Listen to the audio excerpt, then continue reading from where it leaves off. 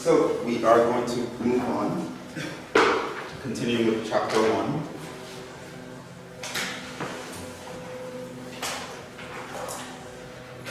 Finish up on sets. Hopefully get to chapter 2.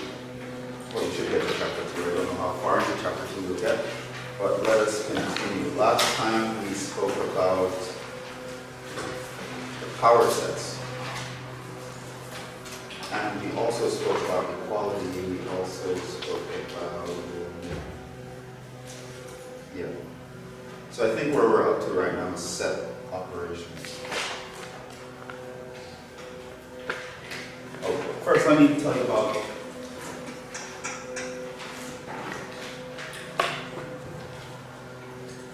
Venn diagrams. Everyone knows what a Venn diagram is, yeah? Okay, so these are diagrams used to represent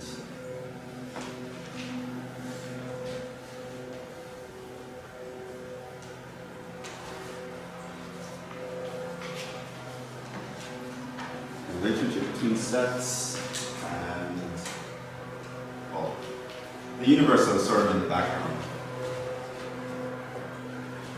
So you pretty much have a box,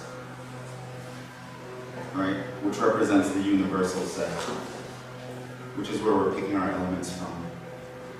And sets are inside represented as circles. So I can have a set A and a set B, sets represented by circles. Right, so sets can overlap or they cannot overlap, right? So a word on Venn diagrams, we are going to be doing proofs with sets all the time, but in general, something I want you to be aware of is pictures do not constitute proofs, right? So if I ask you to prove something about sets and you draw me a Venn diagram, it's not going to be good enough, right? So that's important enough for me to write down. Diagrams, pictures do not constitute proof.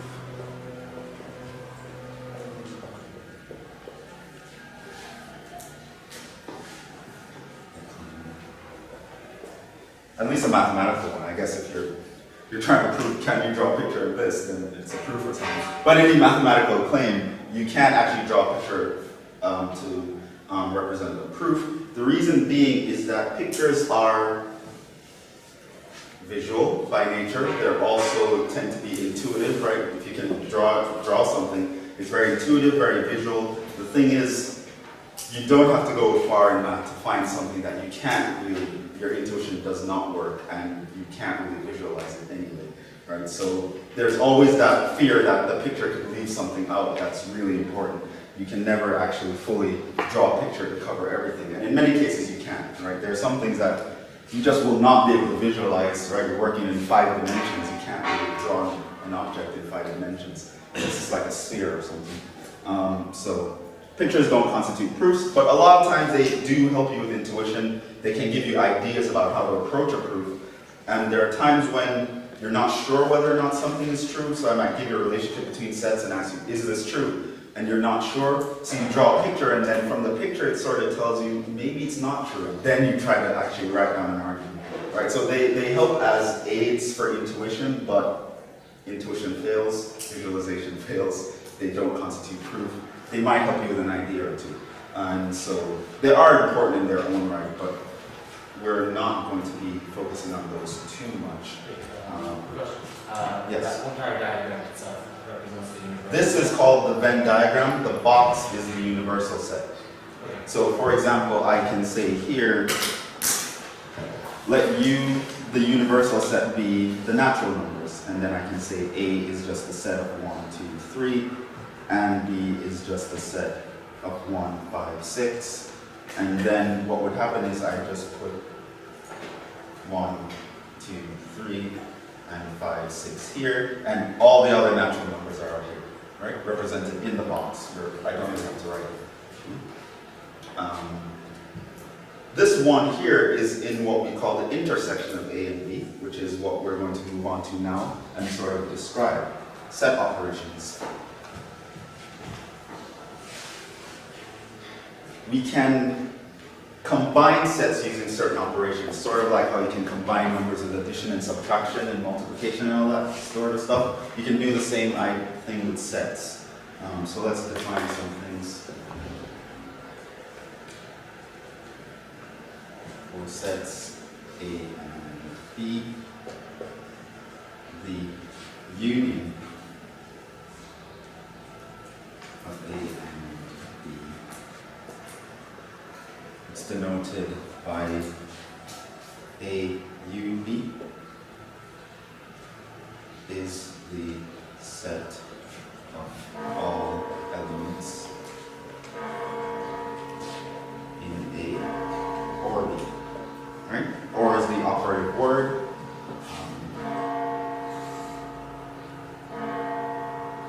It's the inclusive or. When it's A or B or both. It covers everything, right? And so something I probably should have mentioned last time, note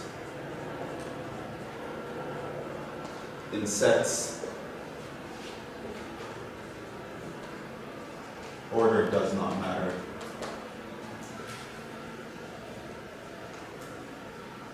And no elements are repeated.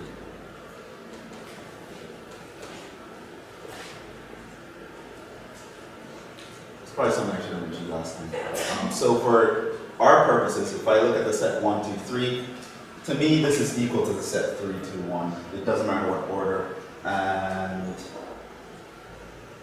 a set like 1, 1, 3 is equal to 1, 3. Right? You would not write this. Right? So you don't repeat elements.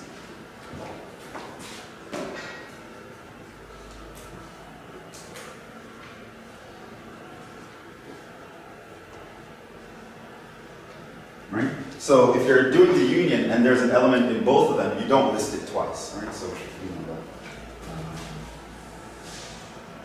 So example. So the example A equals the set 1, 2, 5, B equals the set A, B, empty set. Then A union B would be the set of, what's A union B? Huh? So 1, 2, 5. Yeah, 1, 2, 5, A, B, empty set. Fine.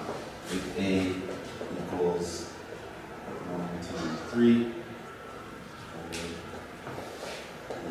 equals 2, 4, 6, 8, A equals, if A equals A, B equals C, then A equals.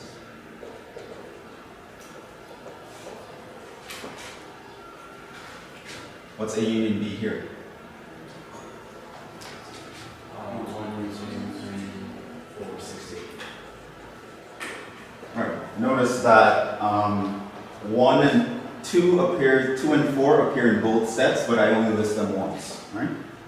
If I have the natural numbers and I take the union with the integers, what do I get? You get the integers. Right? Because pretty much all the natural numbers are included in here, but you never list anyone twice, so this guy is actually the union of everyone. Right? So we remember that this guy is the set 1, 2, 3, going on forever, while this guy is the set 0, plus or minus 1, plus or minus 2, plus or minus 3, going on forever. So this guy's already included in there, so listing him is the same as listing the guys in there. So that's fine. Okay. Another definition. The intersection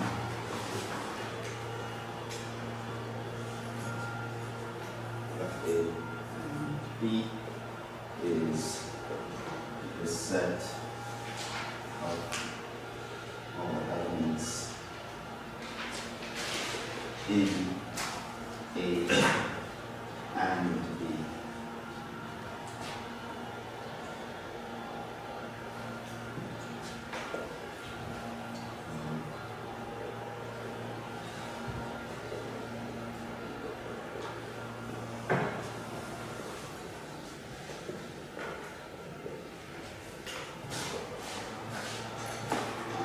it's denoted A and B.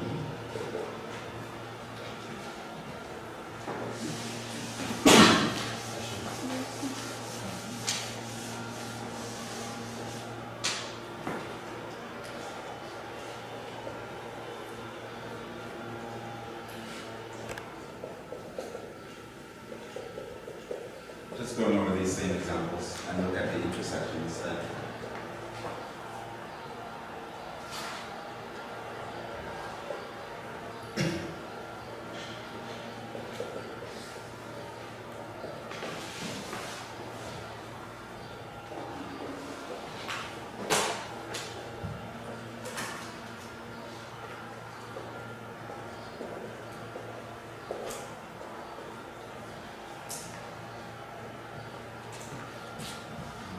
So what's the intersection of 1, 2, 3 and A, B empty set?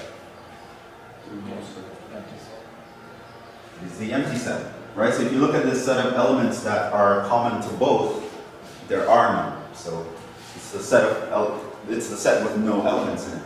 What about this one? 1, 2, and 4. It's 2 and 4. What about this one? It will be n, right? Because every element of n is in common with the elements of the integers. Okay, so that's good. Nothing new there, I think. I think everyone sort of knows about that. What about the set difference? I should probably have you guys teaching this part of the class. There's also something called the set difference.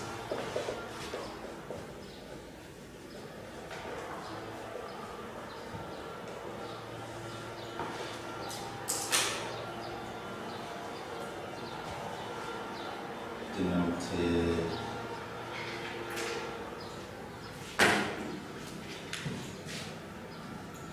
A minus B, or in especially more archaic text, they'll put a slash like that. A minus B is defined as, how do you define it? Give me a definition. All elements of A are not in B. Make it sound mathy.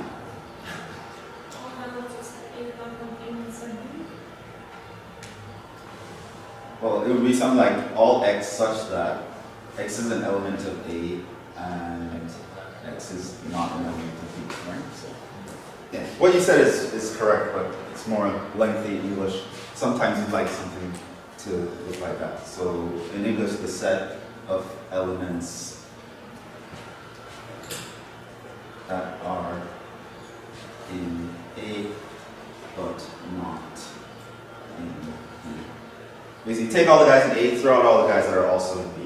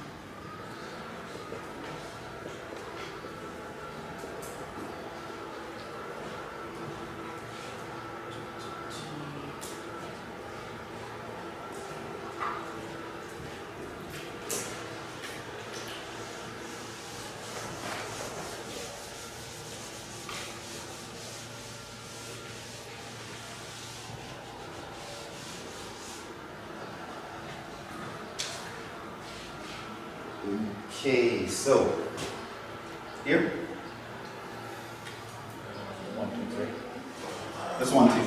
it's just equal to A because there are no elements in common with B. What about this one? Just 1 and 3. Because 2 and 4 in B, I take them out, right? So what's this one? If I take n, the natural numbers, and I throw away all the integers, I'm left with nothing. What if I take the integers and throw away all the natural numbers? Right, I get the negative integers and 0, right? So I get the set of all x such that x is in Z, where x is less than or equal to 0. Right? This is just the set 0, minus 1, minus 2, minus 3. Yeah, so no problem here. Let's talk about complement.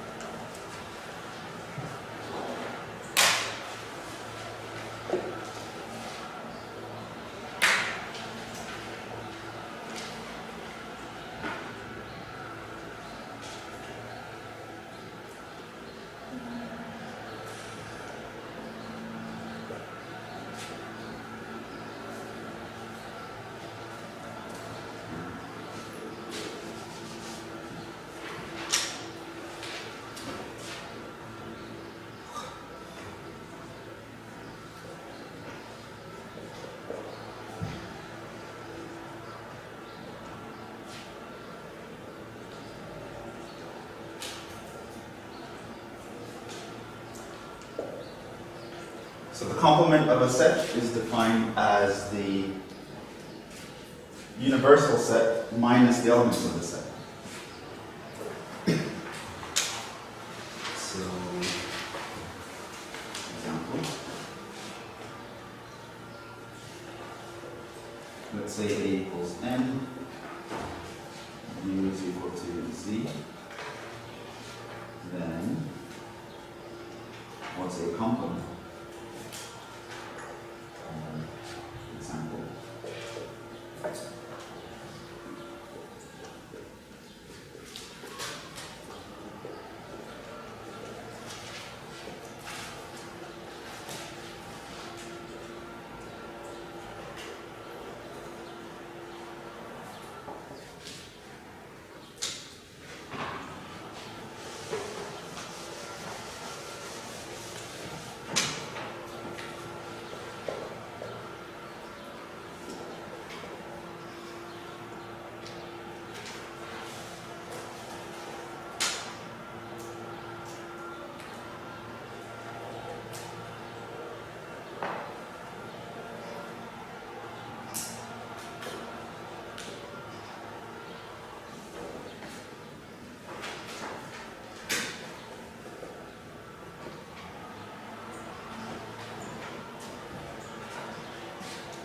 So if the universal set is the integers and my set is the naturals, what is a complement?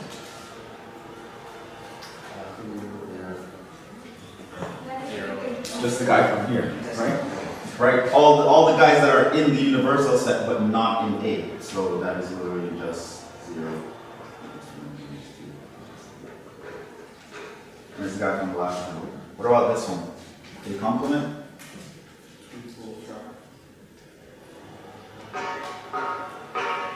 So it's just a set of elements that are in the universal set but not in A. In this example? The empty set. There is nothing that is in the universal set that is not in A. Okay. Moving on. Disjoint. I know some of you are bored, but we have to be thorough.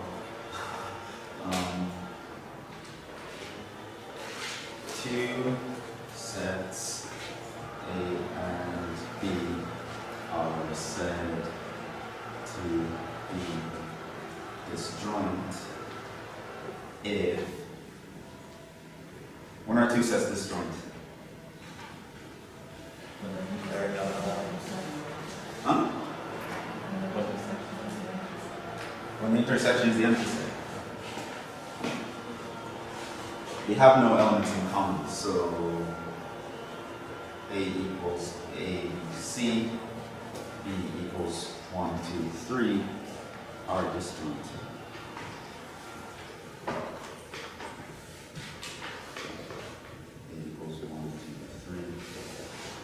B equals 2, 4, 6 are not disjoint. Right? Because they have the element 2 in common. Okay. Moving on.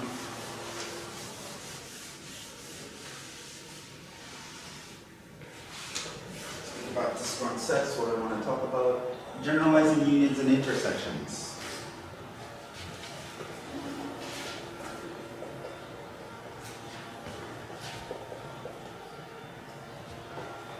Now this may be unfamiliar to a lot more of you than the rest of what we've been doing.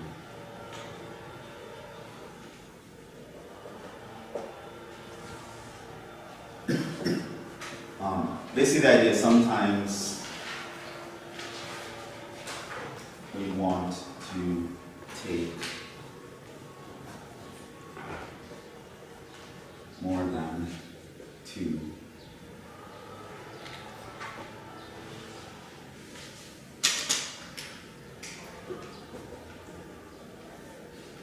the intersection or union of more than 2 sets. And this is of course possible, and it sort of generalizes in the natural way.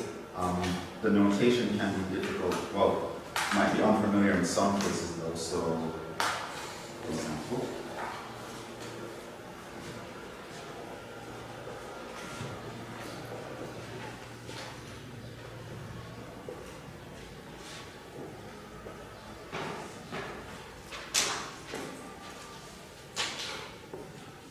so we can take the union of 3 sets, for example. And this would just be the set of all x such that x is in A, or x is in B, or x is in C.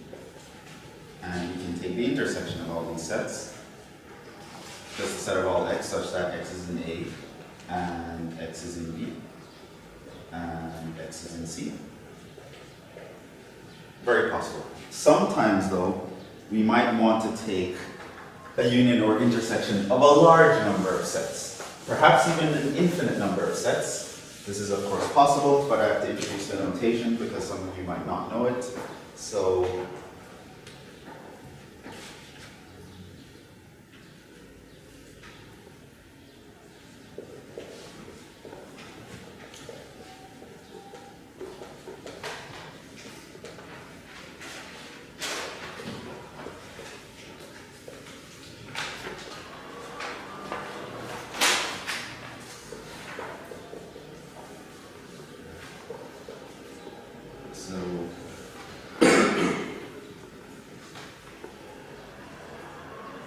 we use an index set, as it's called, to do this.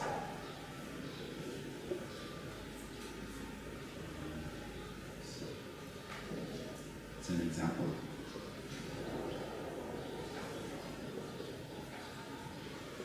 Let n be the index set. And consider the sets A sub I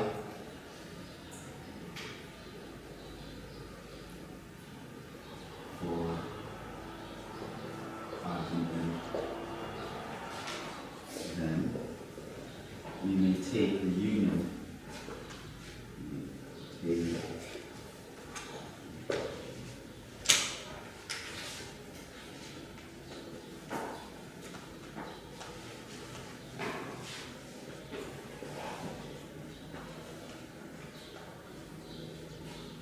So the notation is you write a big union, and you can write something like I in n of AI.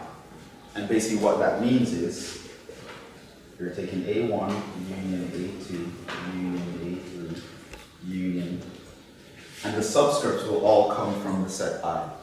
Another common notation, especially for if you're coming from I, you can use a notation very similar to how we've used the one we used for sigma notation back in Calc 1. Or you may say union, you say something like I goes from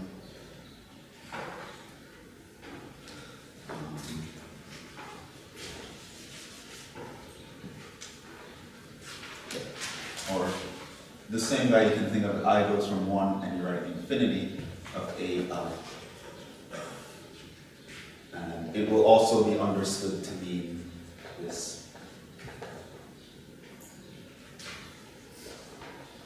We can take a finite number,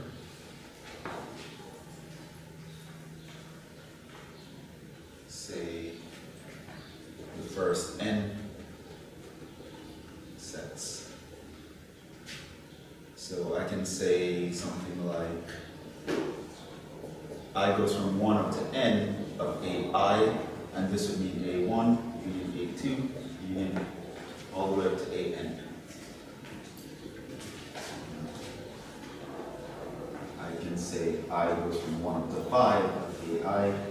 This would just mean A1, union A2, union A3, union A4, union A5. So that's sort of the thing.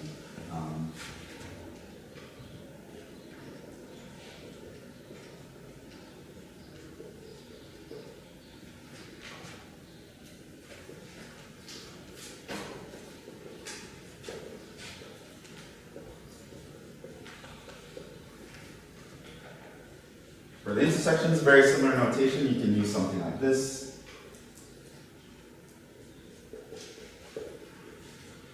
Or I goes from 1 up to n of AI. You can use I goes from 1 to infinity of AI, etc. Right? That's the notation, right? So when they put this huge U in front of something, it just means they're taking the unions of everyone represented here. Another thing is you don't have to count in order. That is okay.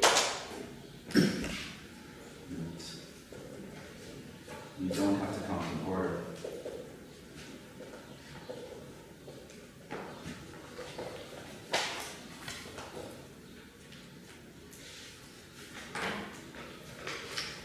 So, say we wanted the intersection. Well, honestly, intersection.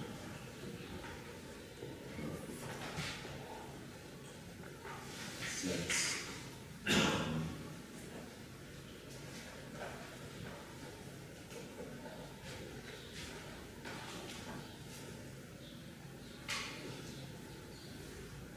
Right, so let's say you've decided that there are only a few sets that you want to consider the intersection for, like A1, A3, A17, A25, A99.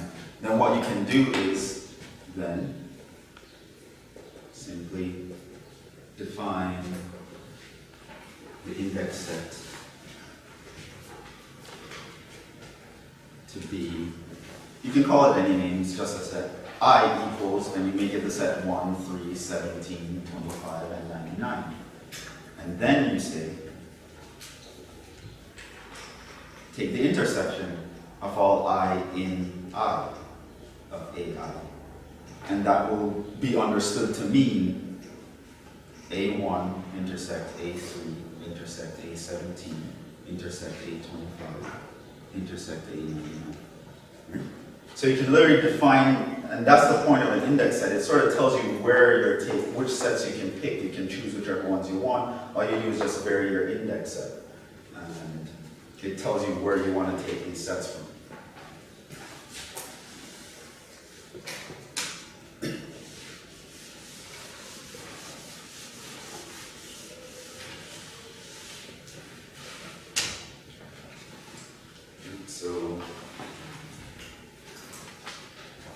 So here, the letter I, by the way, is called the index. The big I is called the indexed set. And just for you to have the language down. And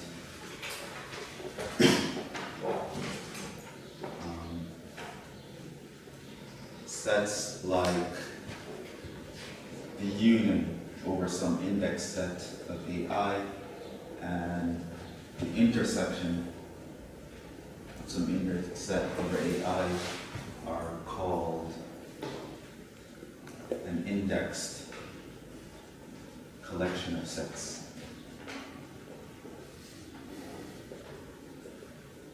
That's sort of what we call this idea, right? So we just take a collection of sets and we index them with an index set. And it's just to define who or what I want to take the union or intersection of. Many times we're dealing with many sets at once, but we only need to consider a few of them or all of them for a union or intersection. And we can do that, and this is the notation. Any questions on the notation?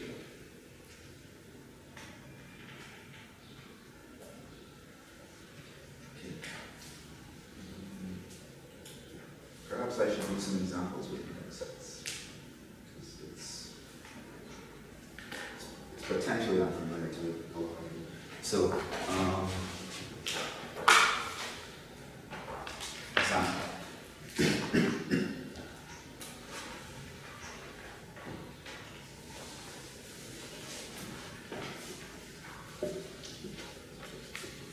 Let A and be the set 1, 2, 3, counting up to the integer n.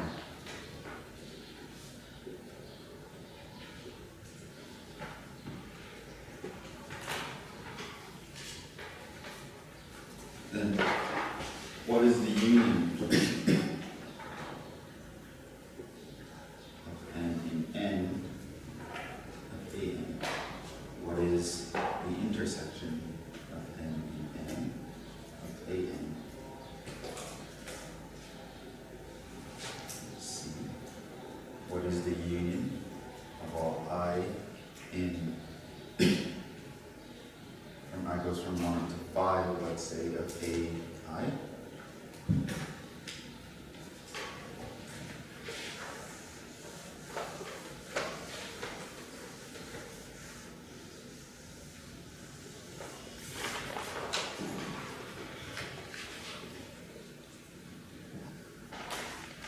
Intersection that goes from 1 to 5 of AI. Another example.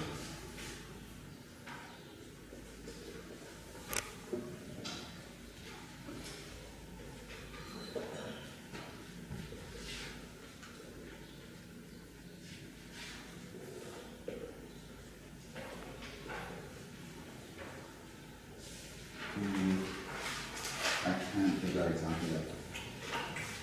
Didn't talk about Cartesian Product. Okay, I'll give you another example.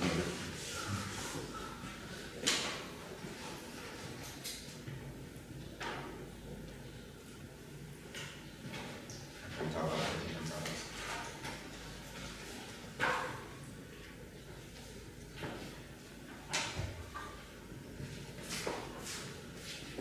So basically just to see if you get the idea of what I'm talking about here.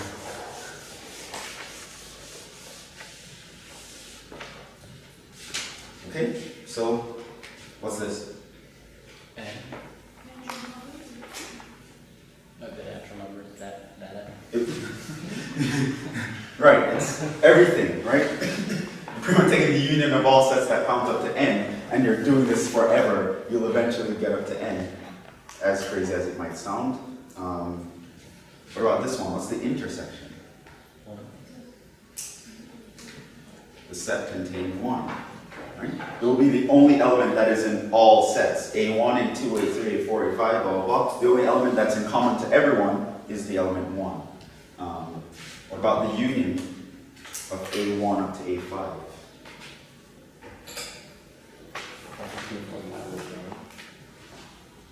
1, 2, 3, 4, 5. That's correct. What's the intersection of 1 up to 5? Well, again, it's just 1. The what's the union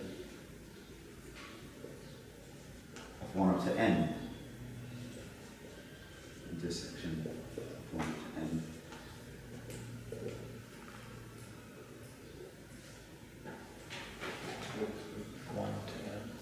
One to n, it's literally just a n, right? Just the last set will actually be the union of all the previous ones. And this one again is just 1. Alright. Should be okay. I'll give you another example of this because it's a very common thing that we'll have to deal with. Another thing I want to talk about is the partition of sets.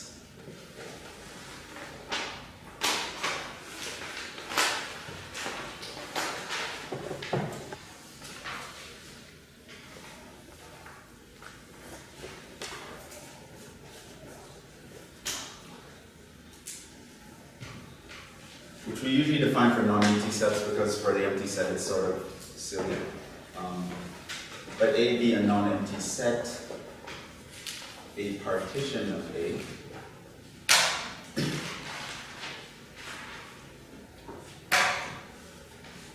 is a set of disjoint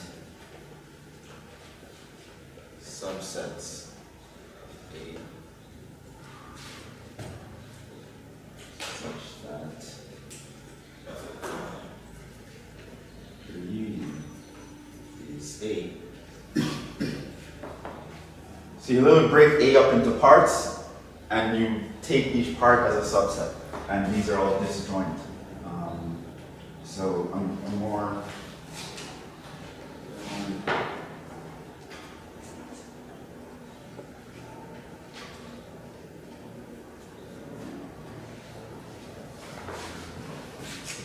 don't want to mention that right now.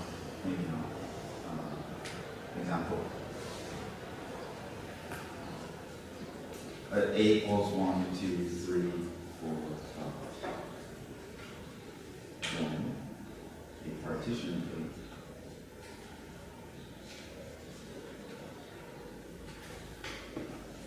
A. Let's say S is 1, 4. There will be, that's a possible partition, or S could be 1, 2, 3,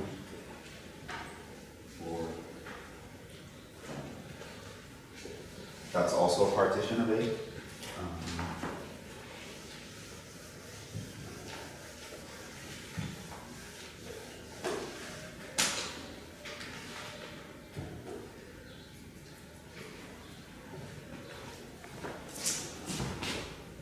We want non-empty subsets. We never put the empty set as a partition. You usually want to do things with the partitions, so you can't really do much of the empty set in most cases.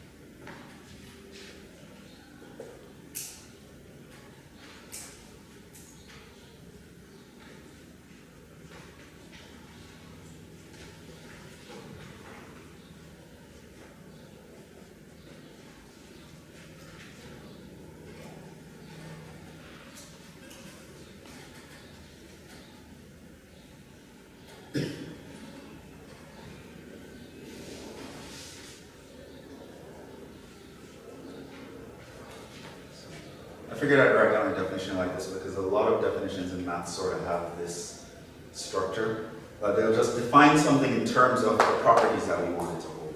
And these are the properties that we want a partition to hold. None of the elements, the partition is just a set of subsets of the guy. We want them to be non-empty subsets. We want them to all be disjoint, which means if you take any two guys in S, they're either the same or their intersection is empty. And if we take the union of all x in S, then they give us the original set. So either definition is saying the same thing. Especially in higher mathematics, you should get used to seeing definitions like this. They define something in terms of the specific properties that you want it to hold. It's a very common practice.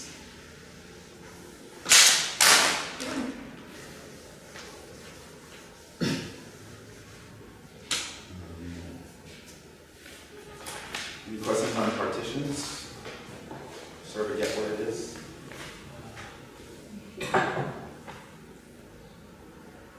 Great, so I was kind of writing behind that. So, explaining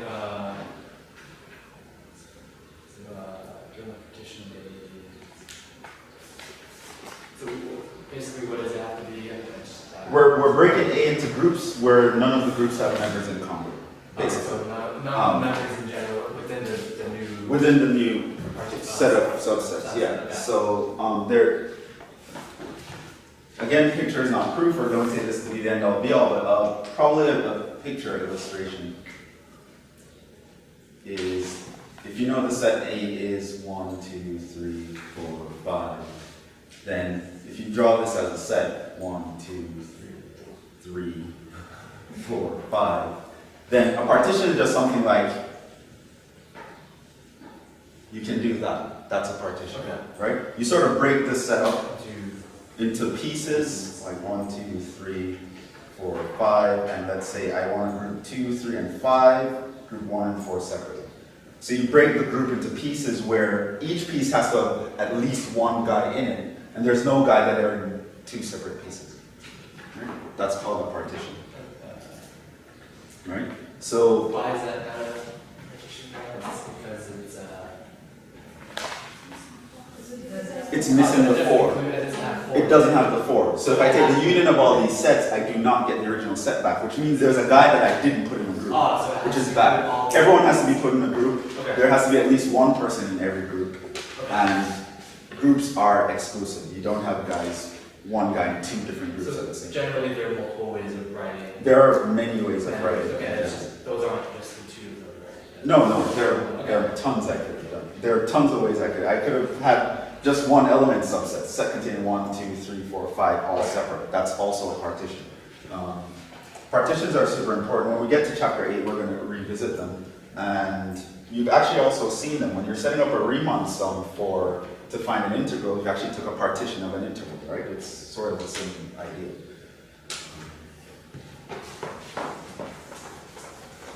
So there are many times when we want to be able to break a set up, and so that we have non-empty, non-intersecting subsets. That is actually something that comes up often. Let's talk about the Cartesian product. So many definitions.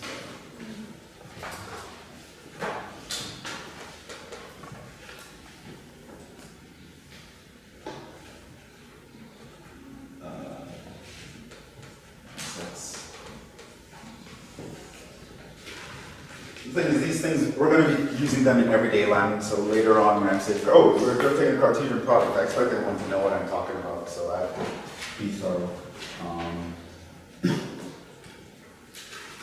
I actually asked this on the quiz as the bonus problem, which is, it's a typical thing for me. I'll normally ask the bonus problems on things I'm about to teach to see who's reading ahead or what.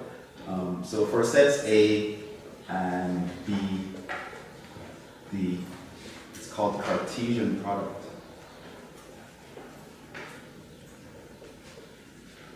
Of A and B is denoted, it looks like a cross product, and is defined as Who knows the definitions? So it's like x and y, such that x is an element of A and y is an element of B. Right. It's a set of coordinates. Right. Set of all possible coordinates that you can make, where the first element comes from A and the second element comes from B. Right. Let me emphasize that. First element from A, second element from B. So the order matters.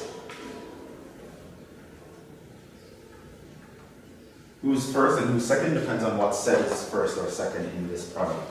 And A cross B is all such coordinates.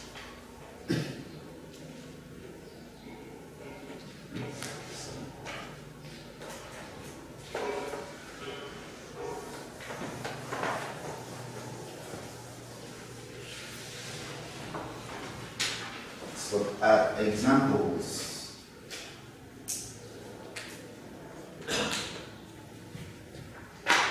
Say A is the set 1, 2, 3. B is the set AB. What is A cross B?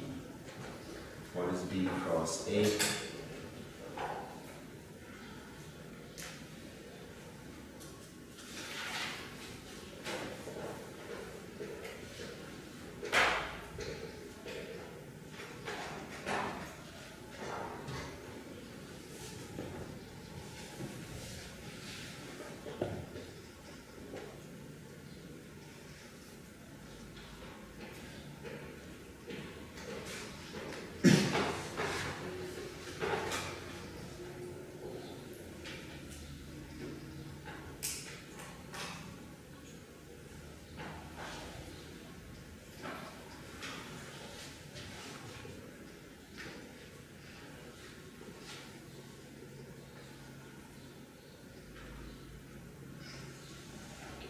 Okay, let's look at these examples first to make sure we get the idea.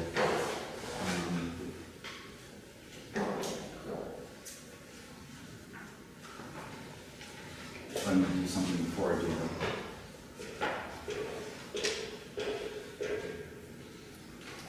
What would A cross B be here?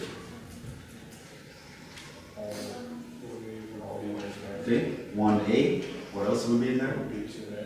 1B. 2A, 2B, or not to be, 3A, 3B. Right? So that I'm just taking a set of coordinates where the first elements come from A and the second element come from B, and I need all such possible coordinates. What about B cross A? A1, A1, A2, A2, A3, A3, B1, B1, B1, B2, B3. Note that A cross B is not the same as B cross A. It's not even true for cross products, and it's definitely not true here, because the order in which the pair is made it happens to matter, right? So whoever is first here has to be, the first coordinate has to come from that set, right? So that's something you should notice. What about this guy? empty set 4, empty set type, A4, A5. Okay, good.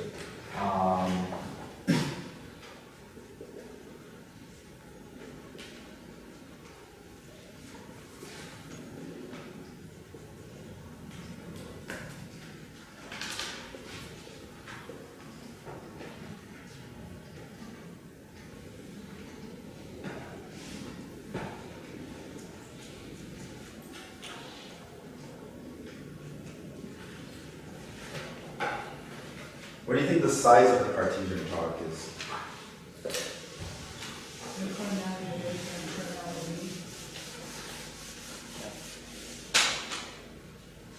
Okay, so someone said the size of A cross B A is equal to the size of A times the size of B. It's regular multiplication. So here A had 3 elements, B had 2 elements, and we notice that this was 1, 2, 3, 4, 5, 6. 1, 2, 3, 4, 5, 6. This had 2 and 2, we had 4. It seems to work. Convince me. How would you prove this? For the first spot, you have a number of choices denoted by the cardinality of A. There are A choices for the first column. And cardinality of B choices for the second. For each of these,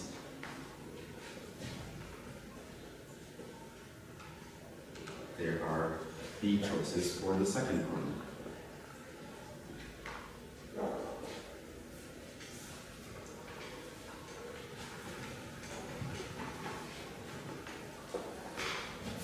Thus, there are A times B total choices.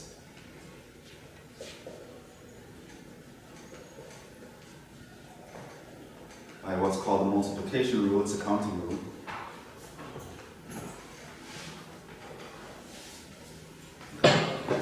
So we don't even know how to write proofs yet, but I just wanted to get into the habit of being able to argue something. Like if you make a guess about something, you have to have a reason. And to see if your guess is true.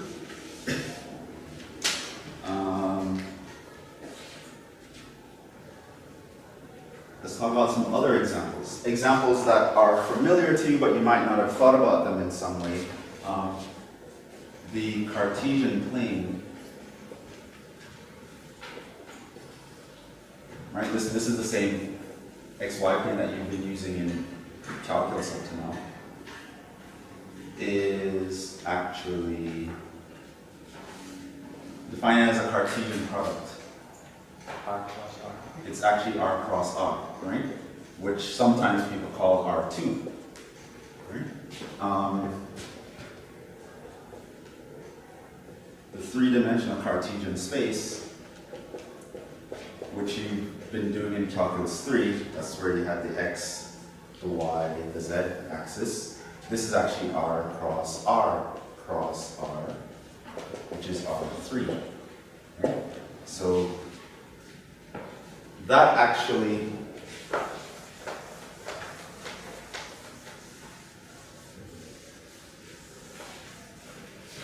a hint that we can generalize Cartesian products.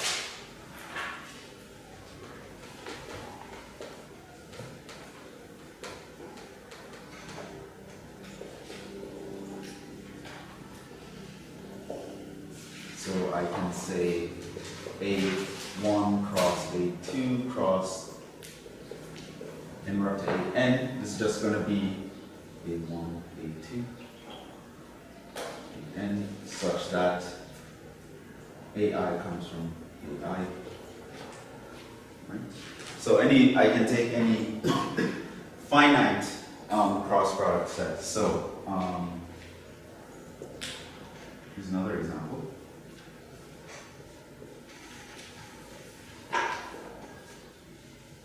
What do you think the size of R cross R is? It is just C, right? It's actually just the same size as R itself. And what about R cross R cross R? It's also C, which is the same as R itself, etc., right? So you see this rule that we just made up.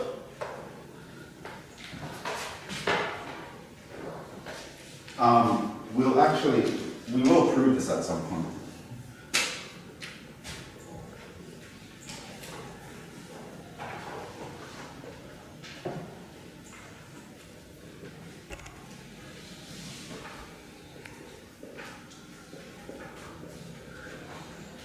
When we get to chapter 10, we'll talk about sets. So it turns out this whole thing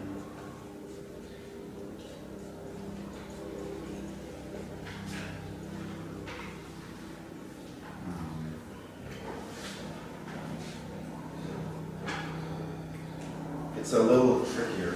How do I want to say do it?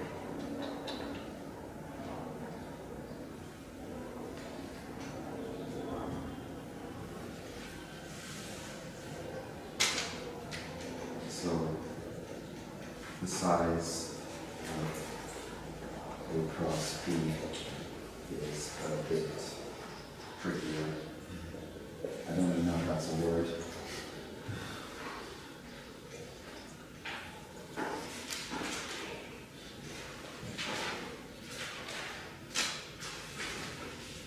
You don't want to write more tricky.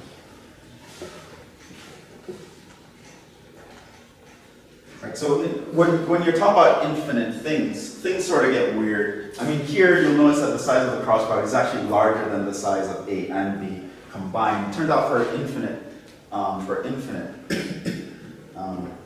infinite sets, this might not be the case. You can actually not change the size at all by taking a Cartesian product. Meaning, it's weird to think about, but basically what this is saying is that the number of points on the real line is exactly the same as the number of points in the plane, which is exactly the same as the number of points in three-dimensional space. There are as many points in space as there are on the number line, which is sort of weird to think about, but it's actually something we can prove. And you have a question?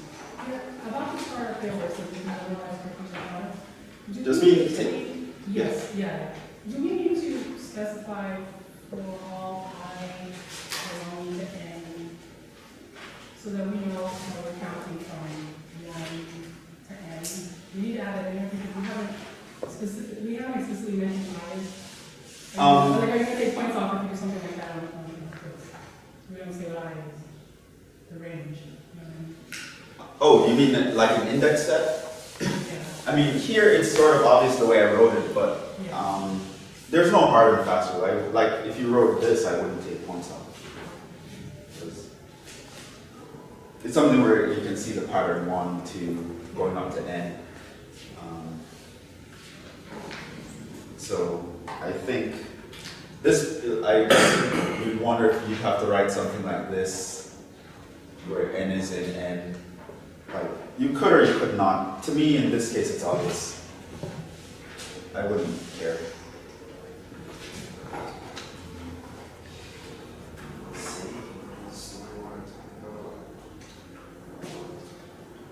That's the last thing for chapter 1. That took forever.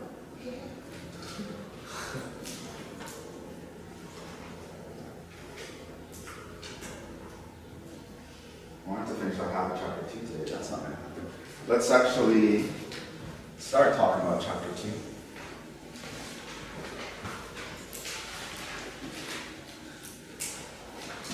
Which is logic.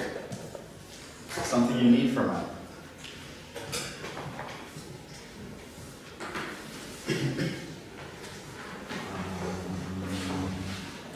It's again going to be a lot of sort of definition-ish type stuff, how things work.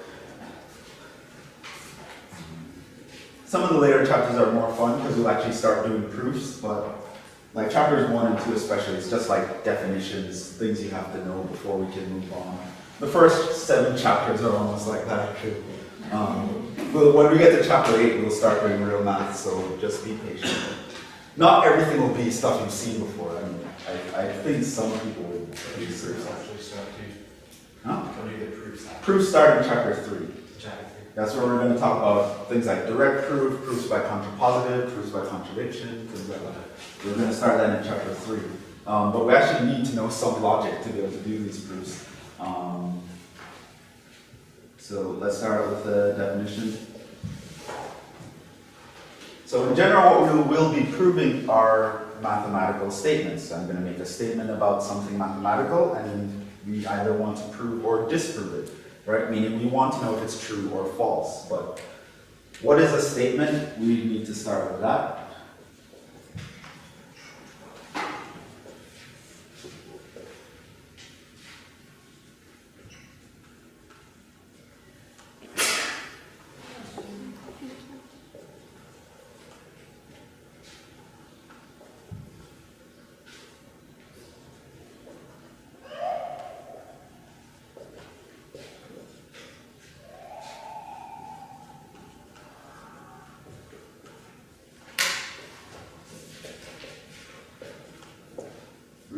So if you haven't said something that is either true or false, or but not both, you haven't made a statement. So it's a declarative sentence. So for example, if I say,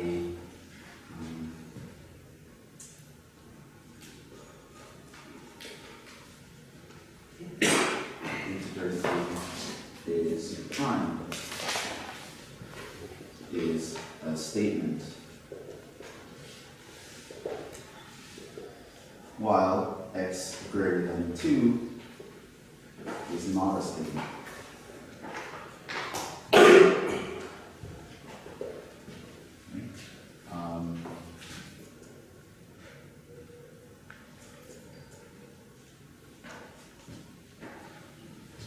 For all x in Z, x greater than or equal to 2 is a statement. So it's important that you know what a statement is from what it isn't, right? So if someone said the integer 3 is prime, that is a statement. You've made a declarative statement about the integer 3 that someone can verify whether it's true or false, right? And if I just say x is greater than or equal to 2, you can't know if that's true or false. I don't know what x is, right? However, if I say for all integers x, x is greater than or equal to 2, then now I can determine, oh no, that's false, right? So it has to be some sort of sentence that you can determine to be true or false that makes some sort of declaration of some, in some sense.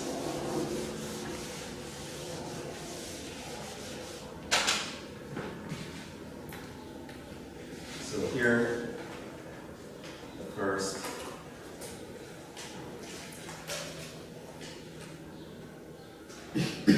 declarative.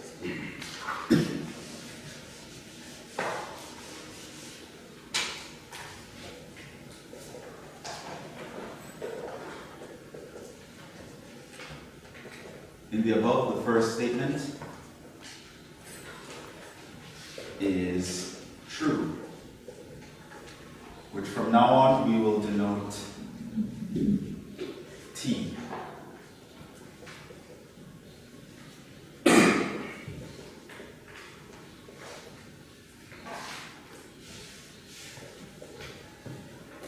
The last statement is false,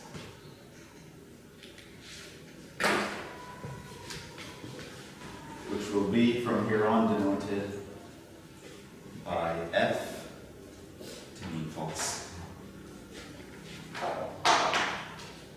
Right, so sort of T and F we reserve for the whole true and false.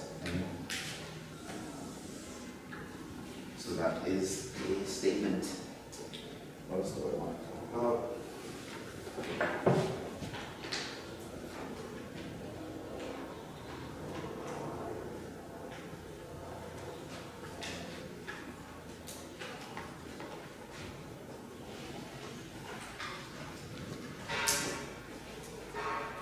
Statements are also denoted usually with uppercase letters.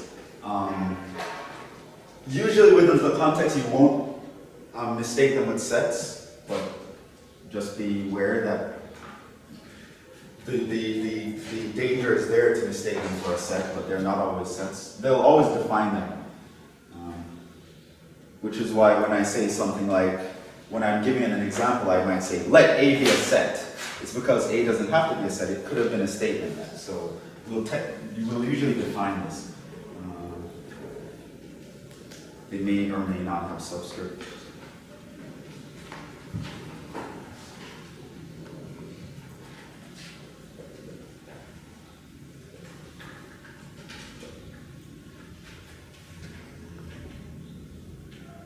So, example, I can say P or P1, P2, maybe statements.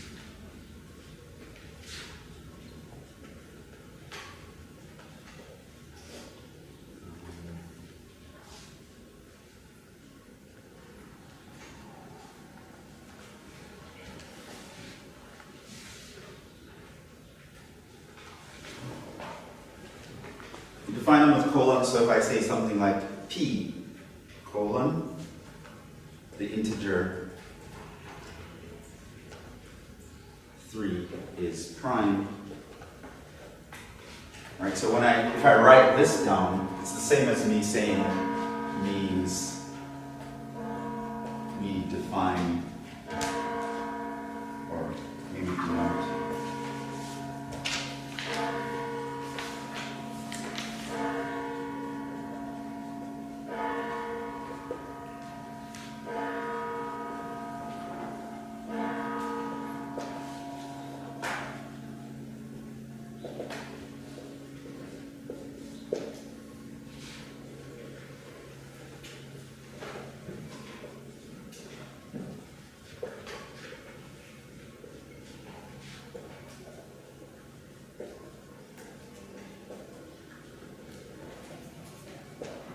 So if I start out something like this, it means I'm actually defining a statement and I'm calling it by this name.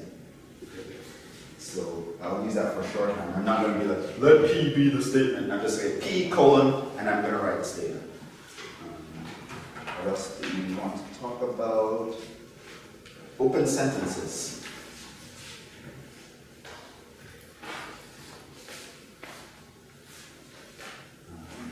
Definition. An open sentence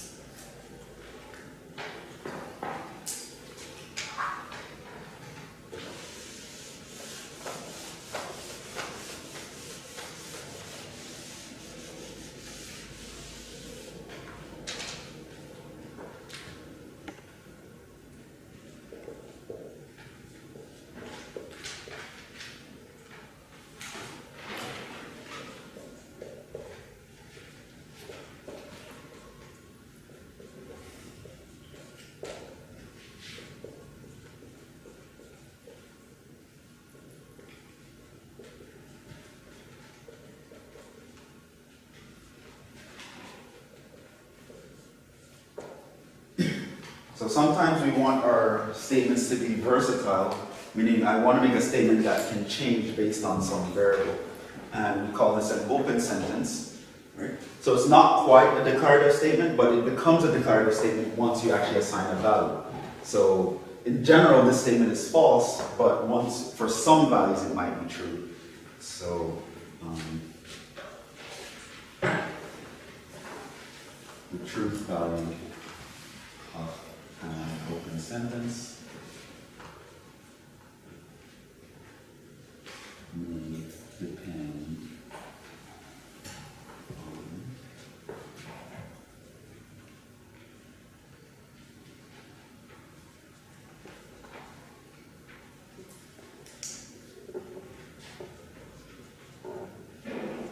for example, in the above, P of 3 is true, while P of 1 is not.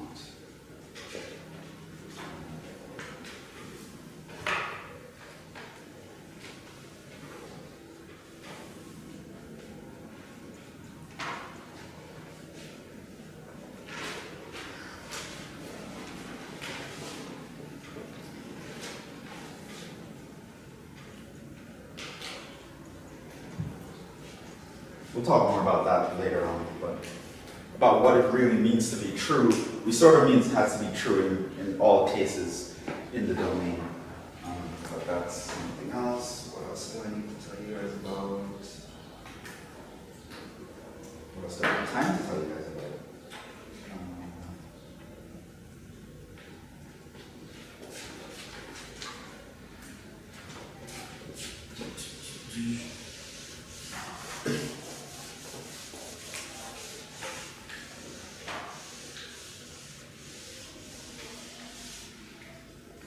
I want to tell you about truth tables, but maybe negations.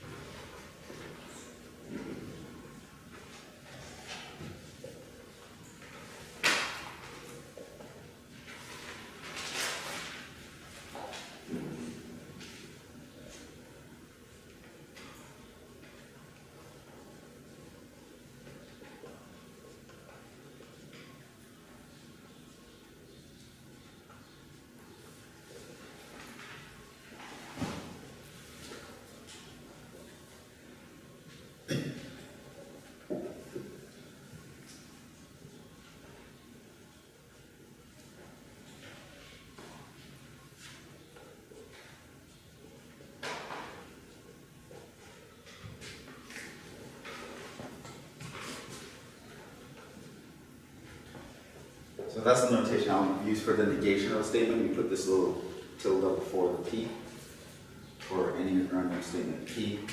So, for example, P is the statement.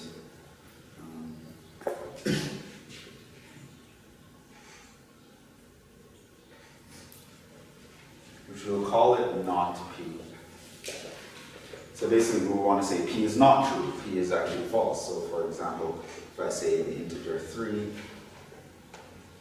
is prime, then not P would be something like it is not the case that 3 is prime. Or you could say something like the integer 3 is not prime.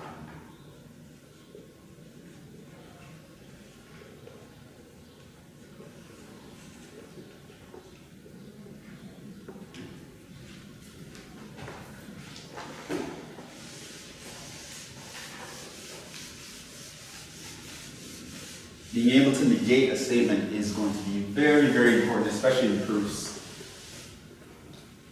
When you're doing proof by contradictions, proof by contrapositives, and there are tons of things where we need to know the negation of a statement. In fact, knowing that the negation always has the opposite truth value is sort of convenient because sometimes proving the negation is easier than proving the statement itself. And you know if it's the case where the negation is true, then the original statement will be false. If the negation is false, the original statement must be true. And so on and so forth.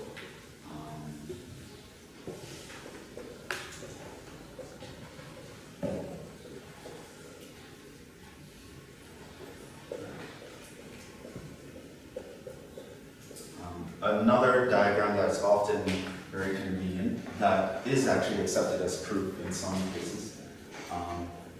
It's used to determine the distribution.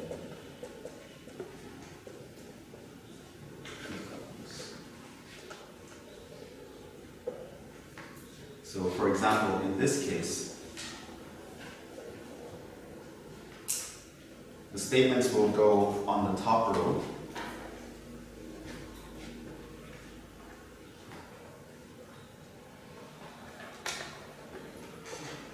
And all possible arrangements.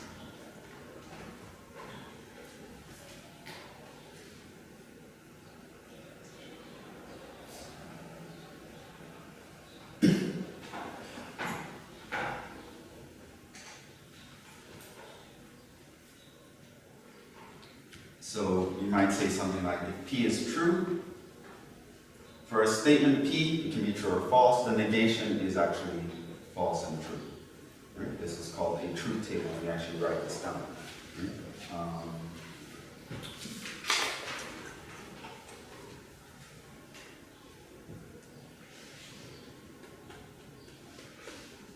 Wait, Will that not be? Yes. Will that not be false statement inside? The integer 3 is not. Yes, so in this case, P is a true statement, so its negation will necessarily be a false statement. Yes. okay. Good.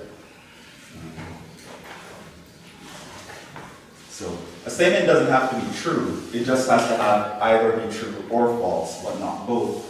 And we should, and in theory, we should be able to prove which is which. Well, that's always the hope.